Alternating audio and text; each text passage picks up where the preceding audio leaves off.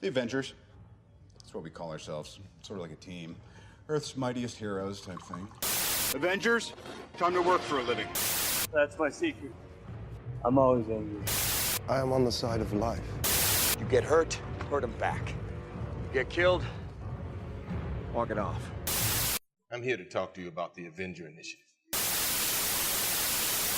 I'm your host, Andrew, and I'm here to talk to you about the Avengers. Welcome to episode 45 of Some Assembly Required, your weekly adventure into the annals of Earth's mightiest heroes, the Avengers. This week, we are taking a look at Avengers number 42, The Plan and the Power. This issue is written by Roy Thomas, pencils by John Buscema, inks by George Bell, and letters by Art Simic, and it comes to us in July of 1967. Taking a look at our cover here, it's a pretty good cover, actually. You know, despite its simplicity, the cover really actually gets to the meat of the issue here, which I think is nicely done. Nothing is overly complicated here, but we understand that you're going to have Goliath fighting the rest of the Avengers, and you're going to have Hercules facing off against Dragon Man, and that Diablo is kind of our main villain pulling the strings behind everything. It really gets the point across. I do have to complain that Scarlet Witch has a particularly derpy-looking face here, but other than that, it's all pretty quality. So to begin the issue, we find the Avengers back in Avengers Mansion, and in this particular instance, we are missing Goliath and Wasp, who have been kidnapped by Diablo and Dragon Man last issue. And so the Avengers present are Hawkeye, Quicksilver, and Scarlet Witch, because again, Captain America is still off doing his own thing in his own book with the Red Skull. Our three remaining Avengers have returned home to regroup and try and figure out where Diablo and Dragon Man took Goliath and Wasp. And Hawkeye finds Hercules sitting back eating grapes, talking about how wonderful the earthly grapes are. And Hawkeye kind of loses it at Hercules. Now, in Hercules' defense, despite all the grief he's getting, in his mind, he really isn't doing anything wrong at this point. He's behaving in accordance with his cultural beliefs. He has been, generally speaking, a good guest. He has helped the Avengers at other points when they have needed help, and he is getting nonstop flack from Hawkeye. And so Hercules starts to call him out on it and get in his face a little bit, only Scarlet Witch lays down the law here. She's pretty much had it and tells both of them to stop, calls them out for being at each other's throats when there is far more important things to deal with, like Diablo and Dragon Man, and getting their teammates back. With Scarlet Witch taking charge and diffusing the situation, Quicksilver decides to step away for a minute and contact the Fantastic Four. Now, Quicksilver claims that he had attempted to contact the Fantastic Four earlier and had found them on vacation. However, we see here that he is fortunate enough to get Reed Richards and the Thing over the radio, and Reed Richards provides a location for Diablo's castle. It's where the Fantastic Four faced off against him previously in Transylvania. So, the Avengers go to leave, and Hercules decides that he's going to join them. He does so, it's worth noting, less out of a sense of doing the right thing and helping people out, and more out of a sense of obligation to Thor. Specifically, he says, "Yet I have pledged my help to a friend of Thor, and my word is ere my bond. I shall accompany thee." So Hercules really isn't acting out of what he feels is his job, his nature as a hero, so much as he has given his word to Thor that he will help Thor's friends. I also think that it's interesting that although Hercules is indebted to an inactive member of the Avengers, he continues to pay this debt to the Avengers. Right? He's not fighting alongside Thor. He's fighting alongside the team that Thor used to be an active member of, and I guess technically now is kind of a reserve member. But outside of the Spider-Man issue we covered a little while ago, Thor has really not been a part of the team. And even then, Thor was just there for a meeting. So while the Avengers make their way to Transylvania, we will transport there much faster and find Diablo and Goliath in Diablo's secret lab. And Diablo shows Goliath that not only does he have one Dragon Man, he has what appears to be hundreds of Dragon Men. Now, unlike the one we saw last issue, however, all of these Dragon Men are basically lifeless. They're all sitting there with a very blank stare on their faces, mouth kind of slack open, obviously demonstrating that there's nothing going on in them intellectually. What Diablo wants Goliath's help with is remaking the serum, the formula that allowed Diablo to give life to the original Dragon Man. And this got me thinking that while it didn't make a whole lot of sense for the government to give Dragon Man to Goliath as a whole to study, because, I mean, Dragon Man is an android, and him coming to life is only a small part of the android itself, whereas Diablo has a very narrow focus, right? He has the androids already. He doesn't need to learn anything or do anything with them other than come up with this life-giving potion again. Now, remember, Hank Pym is a biochemist, so although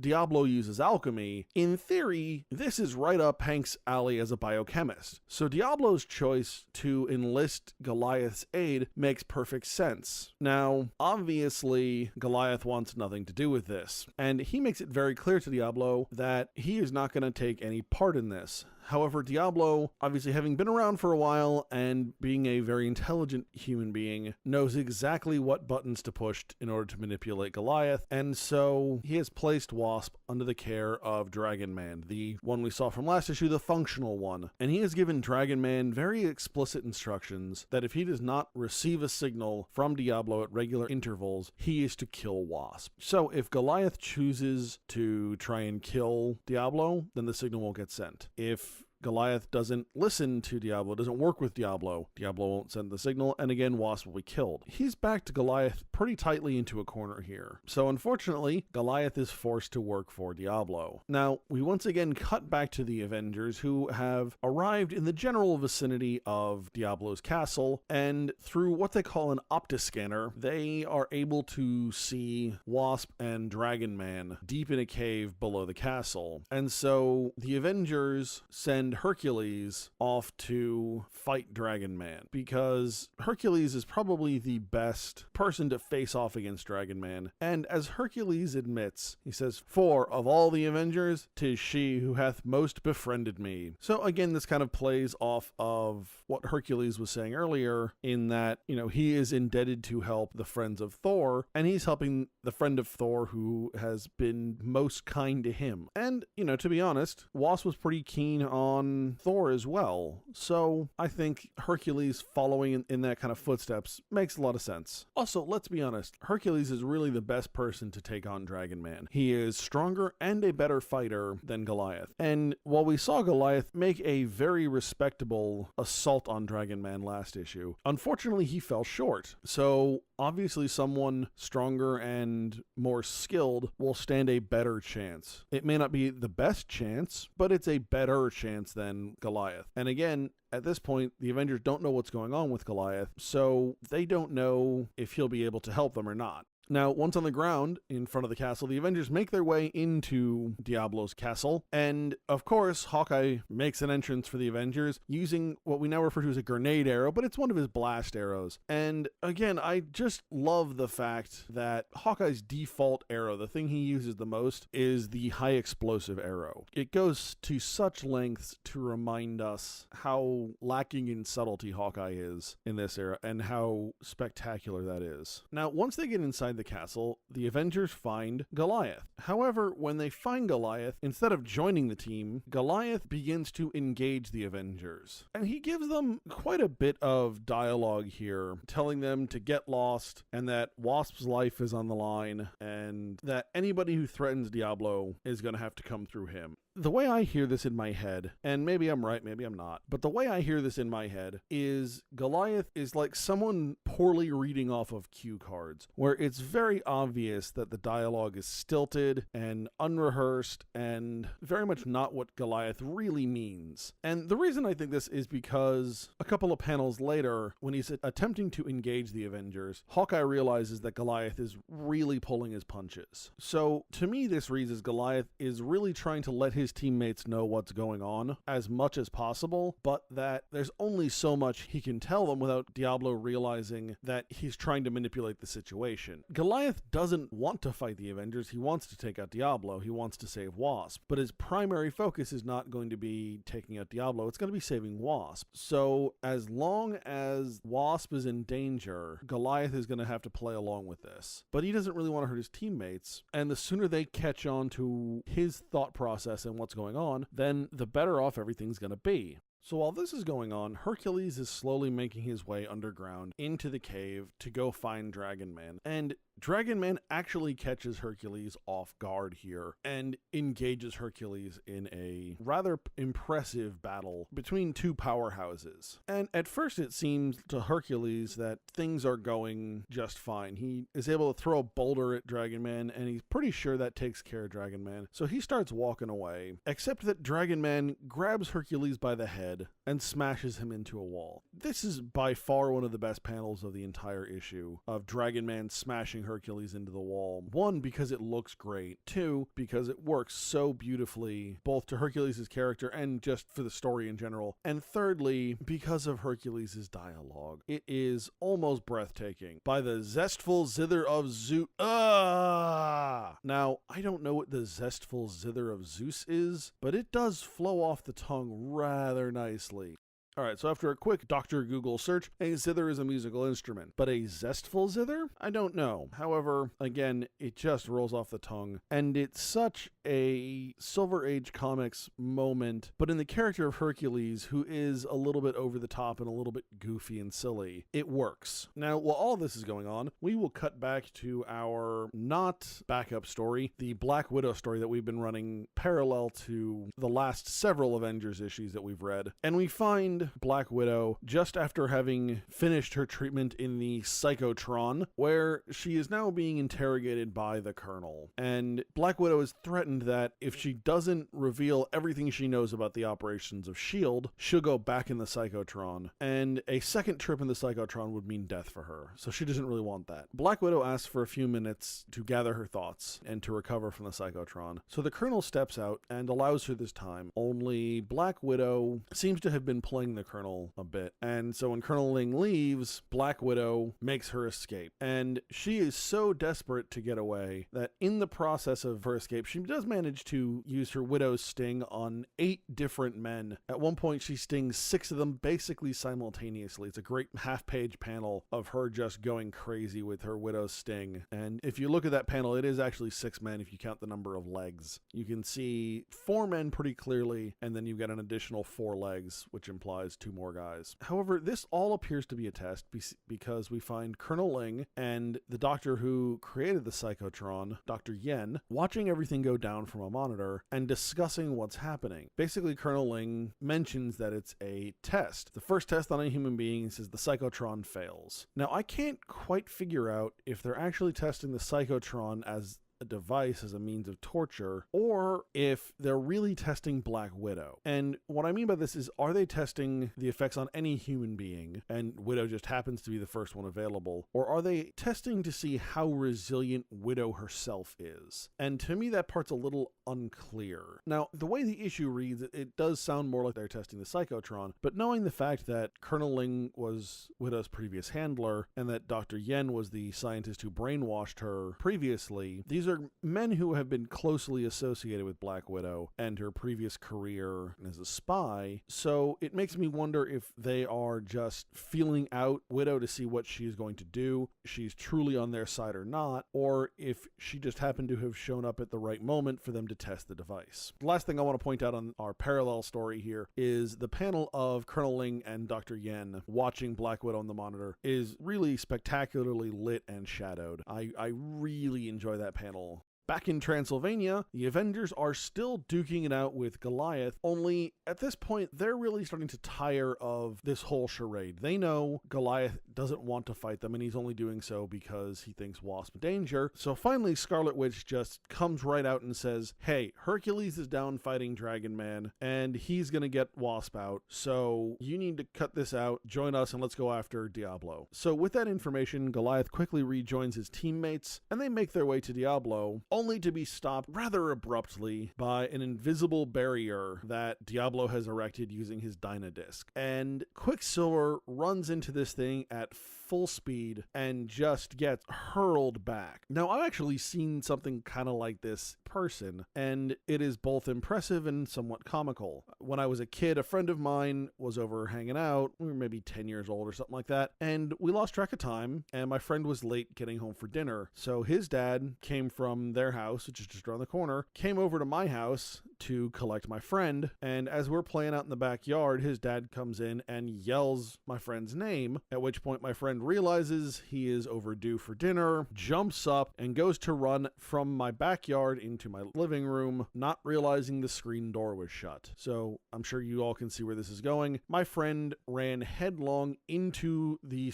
back screen door of my parents' house. I don't know how the screen door didn't give way on this one, other than we just must have been smaller than I was thinking, but he bounced back a good 3 or 4 feet in the process. So I can imagine this is about what happened to Quicksilver, because my friend didn't see this coming at all, and neither did Quicksilver. So I personally have a pretty good mental image of how this particular scene went down. Now, once Quicksilver has come off of the invisible barrier, Goliath decides that maybe speed won't do it, but maybe he can hit it with enough force to break through the barrier. And so Goliath attempts to, really with almost no impact, no effect. So at this point, Diablo's had enough screwing around, and he decides that he is just going to blow everything up, knowing that Dragon Man will survive, but Wasp will not. You know, I appreciate the fact that Diablo has a backup plan here, which is just blow up the cave, and the fact that it is basically a screw everything, and it's a very vindictive way to stab at the Avengers, right? It doesn't move Diablo's plan forward at all. It does absolutely nothing for Diablo, but he's basically saying the Avengers have foiled my plan. I'm pissed off and I'm going to get back at them, and this is how I'm going to do it. I'm going to kill Wasp, who at this point in time is very much the heart of the event. And just as Diablo reaches for the lever which will blow up the cave and kill Wasp, a red gloved hand reaches forward, and we get Deus Ex Cap. The best way I can describe this one, Captain America shows up and stops Diablo from pulling the lever, deflects a blast from his Dynadisc, and then clocks Diablo in the head with his shield. And, you know, Captain America's shield to the face is really it's a rough way to go down. You're going to need some reconstructive surgery to get over that one. Some replacement teeth. It's just, nothing's going to look the same anymore. So Captain America is now officially finished with his little side adventure in his own book with the Red Skull, and he'll be rejoining the team from here. And it's an interesting way to end this issue, to bring about the conclusion of the adventure. It's not a bad way to bring Captain America back in, though it's a little odd. After he finishes dealing with Diablo, Captain America does explain how he discovered the Avengers using the tracking device that's in their jet aircraft, which tracks with other things we've seen previously, like the tracking devices in belts and things. So that's not unreasonable. It's a little odd that Cap shows up here, and I'm trying to figure out how Cap ended up on Diablo's side of this invisible barrier. It doesn't really do you a whole lot of good to establish this indestructible invisible barrier between you and your opponents if they can just go around the corner and in through the side door. But at any rate, Diablo has been taken care of. So now we cut back to Dragon Man and Hercules, where Hercules realizes that, you know, it's possible that he can take on Dragon Man, but the reality here is that Dragon Man isn't going to tire, and at some point Hercules will. So Hercules really needs to not only outmuscle Dragon Man, but outthink Dragon Man. Remember, at this point, Dragon Man is still a mindless brute, so Hercules, A, doesn't have to expend all that much brain power to actually take him out, but B, Hercules is able to take advantage of Dragon Man. He's able to outthink him. That's a viable option here. And so Hercules gets a little bit of distance between he and Dragon Man, and the next time Dragon Man charges, Hercules kind of ducks underneath him and hurls him into the nearby lava. Now, Dragon Man will be gone for about the next 2 years and will eventually show back up in Submariner number 15. However, at least at this point, it appears that Dragon Man has been destroyed. So, with Dragon Man being destroyed and Wasp having regained consciousness, the pair make their way back into the castle in order to meet up with the rest of the Avengers, who, as it turns out, are also making their way towards the cave. And as the Avengers all reunite, Captain America quietly points out that, hey, by the way, I've set this place to blow up in about 30 seconds, so we should probably go ahead and get out of here. Which is really entertaining to me. The fact that Cap's like, yeah, all this reunion stuff is great, but like, we're on the clock here, we gotta go, there's a bomb, like, it's about to blow. And with that, the Avengers make their way out of the castle subsequently explodes, and the Avengers make their way back to New York. our issue closes with the Avengers, all reunited Avengers Mansion, taking a look at a dispatch that they just received saying that Black Widow was actually working for S.H.I.E.L.D. and that she has been taken captive. So next issue, we will find Hawkeye bound and determined to save the woman he loves and restore her good name. Overall, this was a really fun issue. I think I liked it a little bit more than the last issue. The fight between the Avengers and Goliath wasn't bad. I really liked the fight between Hercules and Dragon Man. It was a lot of action, really dynamic fight. There was some back and forth in terms of who was winning and who wasn't. It's a good fight, and although the return of Captain America was a little bit Deus Ex Machina, I'm okay with it. It's nice to have the team all reunited. I've been wanting that for a while, and we had it briefly, and then we lost it. Now we hopefully have it back. And I'm excited to have some legitimate Avengers adventures. Remember, you can find us at AvengersAssembly.com. You can follow us on Facebook, Instagram, and Twitter. And you can find this podcast on iTunes, SoundCloud, and YouTube. If you'd like to be a part of the conversation, send your questions and comments to Andrew at AvengersAssembly.com. Next week, we are going to be taking a look at Avengers number 43. Color him the Red Guardian. All right, hey. All right, good job, guys. Let's just not come in tomorrow. Let's just take a day. You ever tried shawarma? There's a shawarma joint about 2 blocks from here. I don't know what it is, but I want to try it.